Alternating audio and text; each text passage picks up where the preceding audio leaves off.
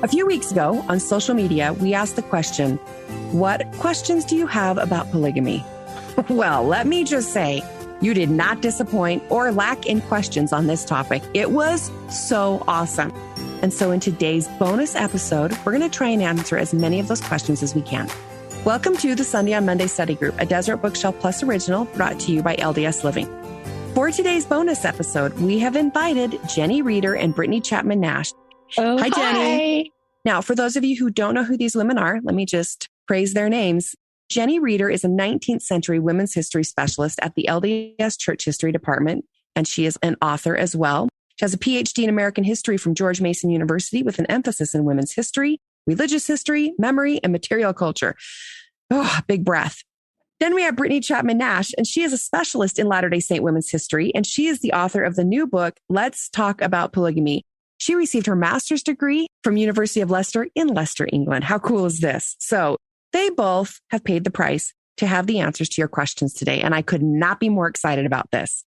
So here's the first question. Not an easy one. Why did the church practice polygamy? Give us the why. That's a very good place to start, Tammy. And I think we need to start where it began in the Old Testament. And I think it's interesting that everything that revolves around the restoration, because it's a restoration, it comes from something that had happened previously. And so we see that happening in the Old Testament, particularly with Abraham and the Abrahamic covenant and the house of Israel. And I think this is all really interesting because Abraham came from an unhappy family situation where he had to leave and start over. And he took his wife, Sarah, and they made covenants with the Lord that are beautiful. And we don't have to get into those right now. But one of the promises that he was given was that he would have land and he would be delivered from his enemies, but also that he would be given seed, that he would have posterity as the sands of the sea and the stars in the heaven. Now, the problem here was Sarah was unable to have children and they were getting very old. And we all know that story. And she gave Hagar, her handmaiden, to Abraham, and Hagar had a son. And then later, Sarah was able to have children. She had her son Isaac, and from Isaac comes the house of Israel. Okay, Jenny, I like so much what you just taught us, that polygamy was restored. Now, if that is makes anyone listening uncomfortable, it's okay.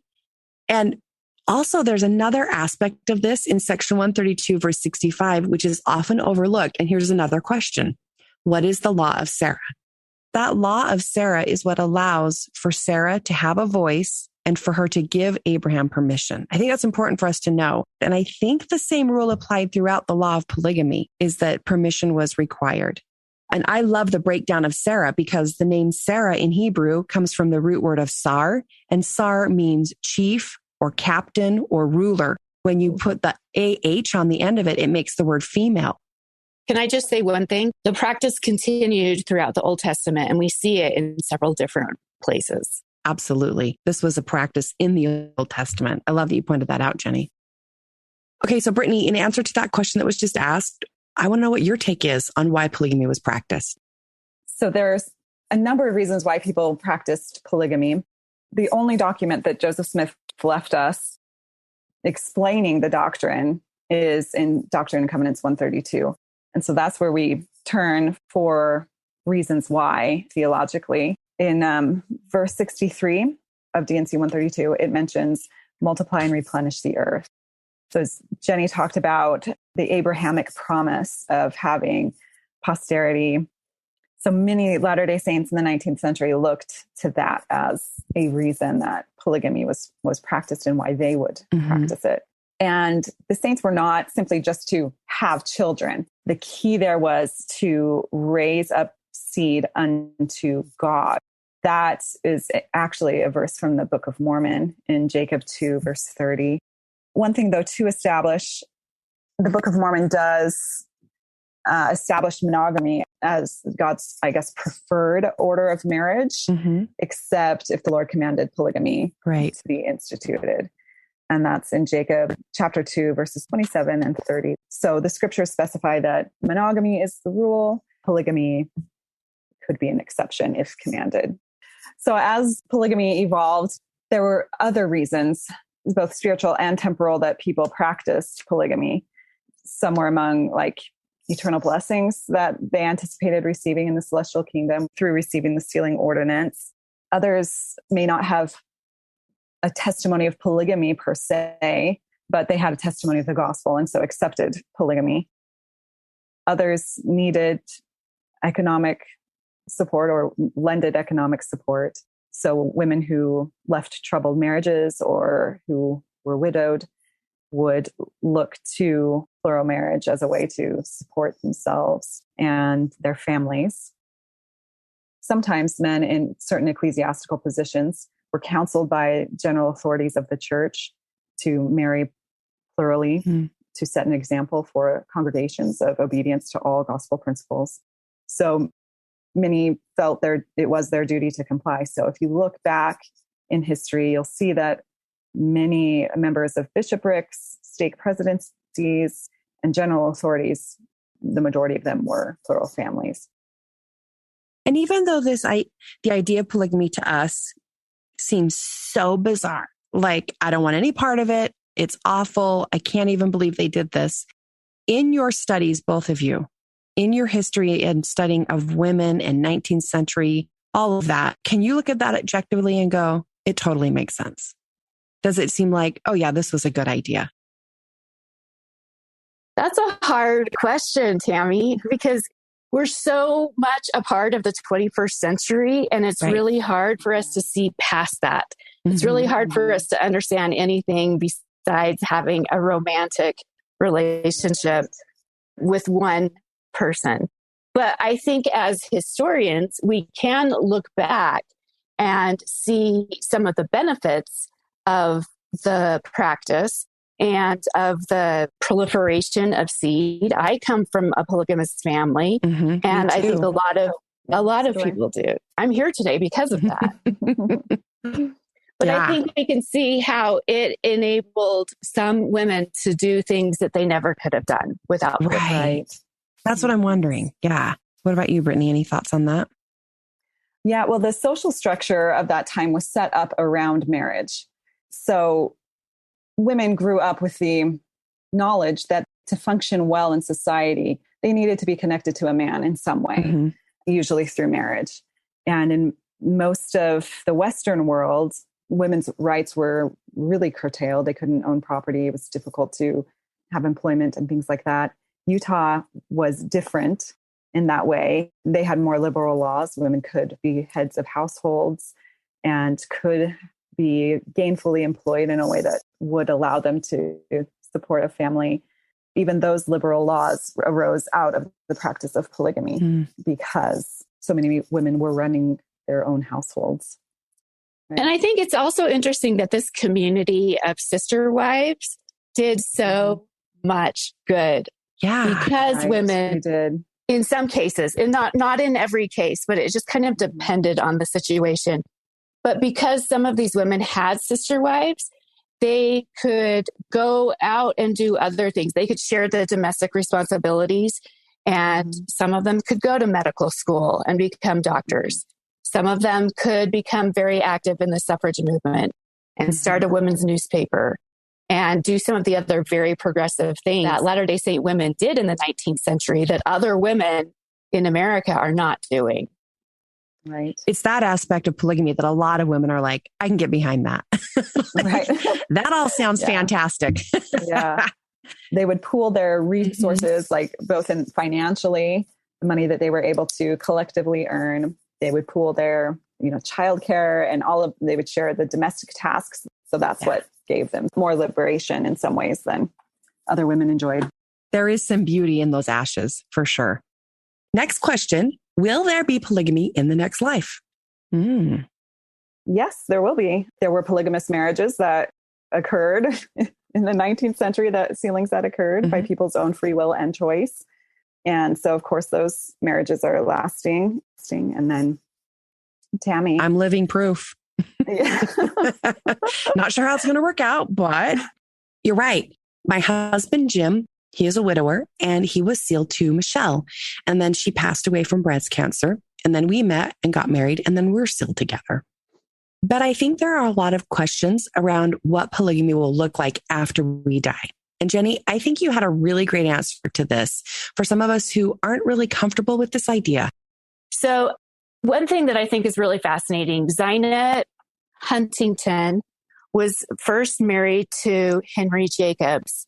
And then while he was still alive, she was sealed to Joseph Smith. And then when Joseph Smith died, and while Henry was still alive, she was sealed to Brigham Young. And Henry was sent on a mission. Some say later that they did not have a happy marriage, but Henry still loved Zina. And he wrote this in a letter to Zina, and I think it answers a lot of questions. In fact, I think we need this on T-shirts and magnets and cross stitches. He said this, "There will be shiftings in time and revisions in eternity, and all be made right in the end." And I love that quote because it also shows they didn't really have a perfect understanding then either. Right. I think we look at them as if they're different from us, but they were still struggling with the same questions we are. But they just said, it'll work out. We don't understand it all. Well, and I think the other thing is they had testimonies of that. Many, especially the very earliest women, time after time, we have records. Sometimes it's years later, but they had to come to this understanding for themselves. And they had to receive a very distinct spiritual conversion to practice plural marriage. And I think I respect that. And I haven't had that experience for myself because I haven't been asked to practice it. But I love and I respect those women and the way that they stood firm to their convictions. Well, and how much do we love the way section 132 ends? Verse 66 says, "And now, as pertaining to this law," speaking of the law of polygamy, "verily, verily, I say unto you, I will reveal more unto you hereafter. Therefore, let this suffice for the present." Like, you know what? There's more, but this is all I'm going to give you right now. And this is going to have to be enough. And so I think that there's so much we don't know. And that we will know, though. We're going to have it in the big seminary up in heaven that I always call it. The Q&A that we get with God in section 101, when all things will be revealed, we're going to be able to know all of it. So there's a huge chunk of this that requires faith, a huge amount of it. Well, so let's go to this question then. I think this is a great time right now with that quote that you read. In speaking with how many people Zina was married to, were all polygamous relationships sexual? That's a very good question, and everybody wants to know that, I would say. And I kind of think that's the elephant in the room, right? 100%. Yep. Right. Mm-hmm. So yes. That's what makes it a sticky topic, I think. Yeah. Absolutely. Yeah. So with Zina in particular, she did have 2 sons with Henry. We think she had an unhappy marriage with Henry. And after a divorce from him, she did have a daughter with Brigham Young, but she did not have any children with Joseph. And so I think that's a hard question. Some of them were sexual relationships and some of them were not. From DNA testing, we don't believe that Joseph had any children outside of Emma. Okay, that's interesting. Tell me more about that. And Brittany, you wrote about that in your book. There have been some people who have followed this genetic tracing very carefully. There were rumors of there being several different children from Joseph Smith, but all of those lines have been traced and there's no DNA evidence that Joseph Smith had any children with plural wives that he married. That's a big deal to me. Like, to everyone wondering that question, that's a huge answer. And I don't think it's the fact that Joseph couldn't produce seed, because we know that Emma was pregnant several times. Yeah. And also she was pregnant. They had 9 biological children. Yeah. Mm-hmm. Okay, here's another question. Why can men be sealed to more than one woman, but women can't be sealed to more than one man? This is a good question. We don't know. And so for the answer to that question, to me, polygamy is not fair. I believe that some polygamous wives would agree with me that it was not fair in the numerical sense, but they had faith it would be fair in the next life. And they believed that their sacrifice here would be worth something there, and that they would inherit special blessings for their unique obedience to this principle. And that is where I step back and trust their ability to choose for themselves. They believed it would be fair. It does not matter what I think. Well, and I would add to that, Brittany, that I have such a strong belief that we have heavenly parents, a heavenly father and a heavenly mother who know us and love us as women and who want the very best for us. And I think that is the most foundational part of this. Right. I believe that everything will work out for our good. They want us to be happy. And if we're not happy, then it's not the right thing. Mm-hmm. Yeah. And this is called the great plan of happiness. And it will not be anything but happiness for everyone there. And fair. Yeah. Too. And fair. Yeah. And fair. I believe in the law of compensation. Absolutely. That the Lord will compensate for all the things that we haven't had in this life. Mm-hmm. It's all about being sealed back to the family of Christ. That sealing is just so that we can all return to those heavenly parents who love and adore us. So that bigger lens helps me. I think it's also important to recognize that, for example, Helen R. Kimball, Joseph was sealed to her, but it was done in such a way that it sealed the Smith family to the Kimball family. And it brought them all together in this beautiful priesthood chain and in the house of Israel. Mm-hmm. Oftentimes, Joseph was sealed to women that had lived in his household, that lived there because they were orphaned or didn't have homes. And he literally wanted to make them a part of his family and give them access to the priesthood, to this beautiful priesthood that men and women shared together. So that was one way to give them access to that. Yes. And I think that's ultimately what the sealing ordinance does, is it brings us all together, equal, joined as one. Mm-hmm. It's easy to have viewed sealings as being vertical and instead of horizontal. Yeah. Of connecting families. Again, I think that shows that we have heavenly parents who want us to be a part of their family, a part of this house of Israel, and to have the same blessings promised in the Abrahamic covenant. Yeah.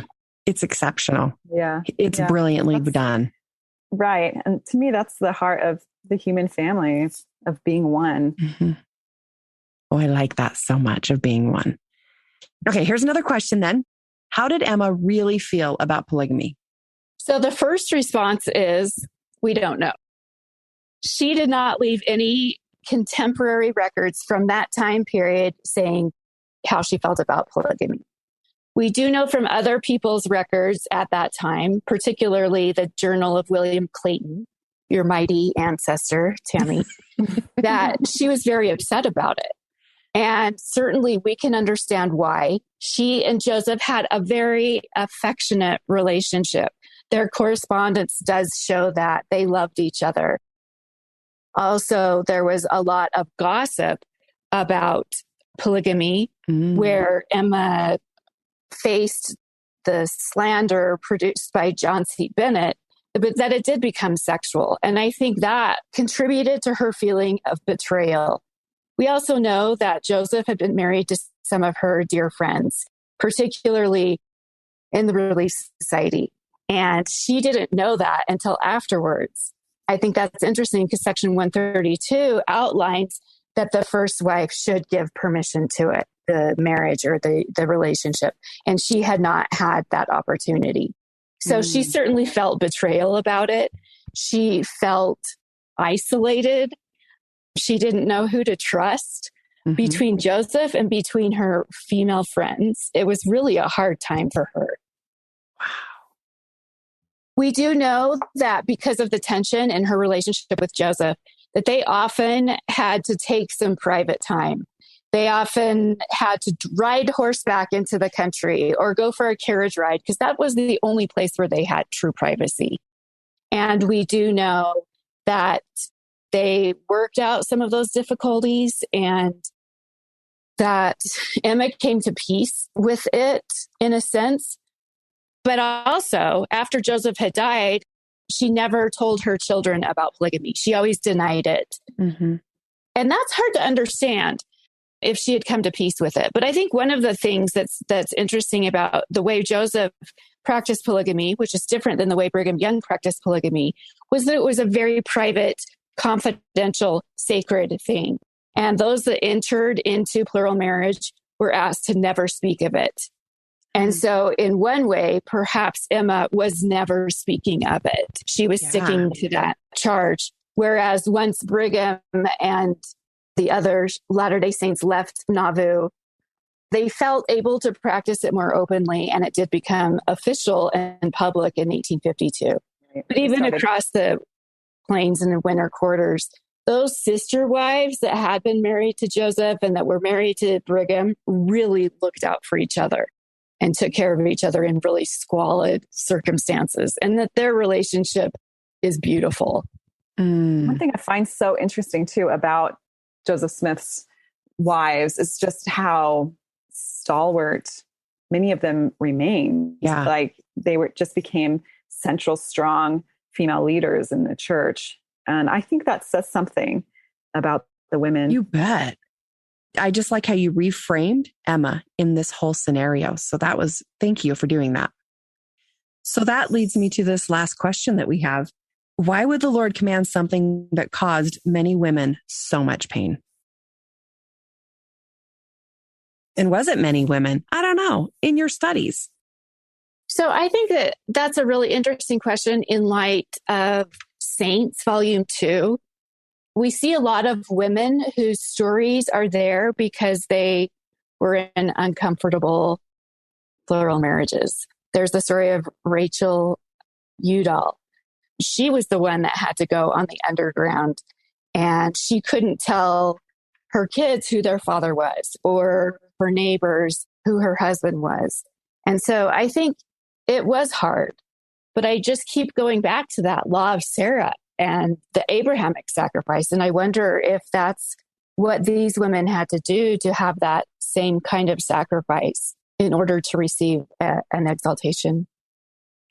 Ooh, interesting thought. I like that connection. So why did Sarah Udall have to go into hiding, though? The way that the public reacted to plural marriages was always negative, but it was not until the 1870s when federal mandates began being put in place, and then the 1880s when hard enforcement of the legislation against polygamy was put in place. And so a lot of pressure was put onto families. Some men went into hiding. Usually women and children went into hiding so that husbands would not be prosecuted for having more than one wife. That's so interesting. Well, now that we've talked about a few of the questions asked on social media, I want to know, what's the one thing that you think is interesting about polygamy, or the one thing that stands out to you about it?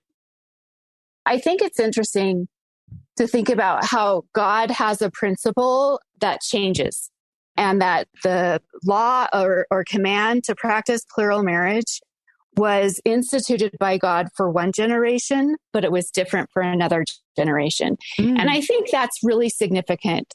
First of all, because I think we believe from section 1 of the Doctrine and Covenants that we have a living church, and that it moves and changes and adapts to the times that are needed. And so for a period, plural marriage was needed. But we also know what Brittany said before, that is the general law of God is monogamy, is marriage between one man and one woman. And of course, that is what we practice now. And that is what we do now. For a time, it was needed. And so I think it also looks to the question of, was the revelation to end polygamy a revelation, or was it because polygamy was illegal? And I think that's because at that time, there was need to change. And so Wilford Woodruff sought revelation from God to know what was best for the members of the church in 1890 at that time. The circumstances had changed. Oh, I love that you pointed that out, especially in light of when we study the declarations, the manifesto. I think it's so important for us to understand how at the heart of all of this is revelation from God for his people. And it goes back to what you said, Jenny. We have heavenly parents who love us, who are going to adapt principles to the needs of their children. And that's okay. I'm so grateful for that. Yeah. So grateful because I feel like I don't fit into the standard family right now. And I am so grateful that they know me and they love me and that they have a plan for me. Yeah. And if it doesn't sit well with anyone, think for a minute. Aren't we so glad we're not still living the law of Moses? Oh, yes. All right, let's adapt that. Let's have that be fulfilled so we can move on to bigger and better things. So we, at the heart of this, we all believe this. And when we put it into those terms, you're like, oh yeah, okay, I'm grateful for change. So good one. Okay. Anything else? So good. I wouldn't view polygamy as something that was all negative at all. I think the results were positive in many ways. Not all women were unhappy with the situation. Mm-hmm. Some really enjoyed the expanded families that polygamy gave them. And they loved their sister wives. They loved their husband and all of the many children in their families. Can I read a quote from Martha Cragen Cox? Okay, so she's an example of one woman who just envelops to me the positive potential of a relationship between sister wives. But Martha Cragen Cox wrote of her sister wives, "To me, it is a joy to know that we laid the foundation of a life to come while we lived in that plural marriage, that we three who loved each other more than sisters, children of one mother love, will go hand in hand together down through all eternity.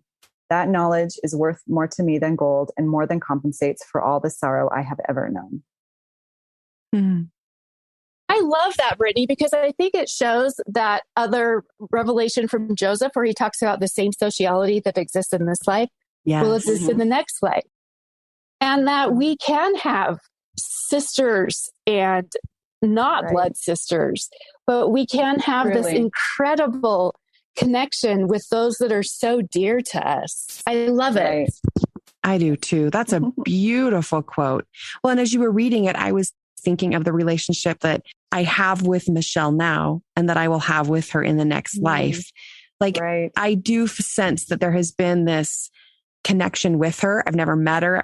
I only know what people want to tell me about her, which is all good. She's perfect. I'm not. But I do believe that there will be this beautiful friendship. And I think just when you were reading those words, I thought, yeah, there is something beautiful about it. And we will be more than friends. And you're both investing your hearts and souls into the same family unit. Yeah. How could we not love each other? Right. You're working towards the same goal. Mm-hmm. That's a beautiful quote, Brittany. Thank you so much. Brittany, one of my favorite things that you wrote in your book that I learned, and even on the podcast now, is when you have said that practicing the law of polygamy empowered women. And I can remember learning that from Lara Ulrich's book. She teaches that as well, that we all think that there are these, dowdy women with no power, no voice, and they just went along with what God told them to do, and they ended up in polygamous relationships. Turns out we're a group of women. It ended up meaning that women had more rights, more power, a greater voice to do things than any other group of women in the United States at that time. That's incredible. You know what? I love that, Tammy, too, because I think that number one, that is one reason why women in Utah got the vote so early. Yes, and why the federal government wanted them to vote, because they thought that women would vote out polygamy. Mm-hmm. Right. But then the other thing, this is all happening in January and February of 1870. And I love this. Women rallied behind the need to defend their religious freedoms. Mm-hmm. And for the first time, they have this mass meeting of all women. The only men allowed in the meeting were reporters. It is in the tabernacle, and they had several of these throughout the territory, where women would stand up and talk about their religious freedoms and talk about their experiences and their beliefs. That had never happened before. And among those religious freedoms were polygamy at the heart. Yeah, that was the motivating purpose of these meetings. But I love that it gave the opportunity for women to express vocally what they believed and what they believed they deserved as American citizens. Well, thank you so much, ladies, for joining me. What a fun discussion. a very enlightening, spirit-filled. I felt like I learned so much by listening to the two of you talk about this. And so for those of you listening, if you want to know more information about my guests, you can read their bios and see their pictures in our show notes, which are found at ldesliving.com/Sunday on Monday. And you can also find the books that they are authors of, which I highly recommend you read their books because they have paid the price to know what they know about these topics, and they are amazing. And then study section 132 without the eyes of yuck, and knowing that the first half is about marriage between a man and a woman. And then the next half is about plural marriage, totally separate. And it's important for us to also know that no, polygamy will not be a requirement for everyone in the celestial kingdom. That's an important concept also, which we didn't even really talk about, but we don't have to, other than to say it's not. Requirement marriage between a man and a woman. In the name of Jesus Christ, amen. You can get to both our Facebook and Instagram by going to our show notes at ldesliving.com/Sunday on Monday. And in our show notes, we are also going to include the links to some really fabulous essays and some other documents you're going to want to read that you can also find on the Gospel Library app. Our podcast is produced by Katie Lambert and me. It's mixed by Mixat 6 Studios, and our executive producer is Aaron Hallstrom. Thanks for being here today for our bonus episode about polygamy. Now, if you want to follow us as we study the Come Follow Me lessons for next year, Old Testament, so much fun, make sure to subscribe to Deseret Bookshelf Plus or listen to a free 30-day trial at deseretbook.com/bookshelf-plus. And remember, you are God's favorite.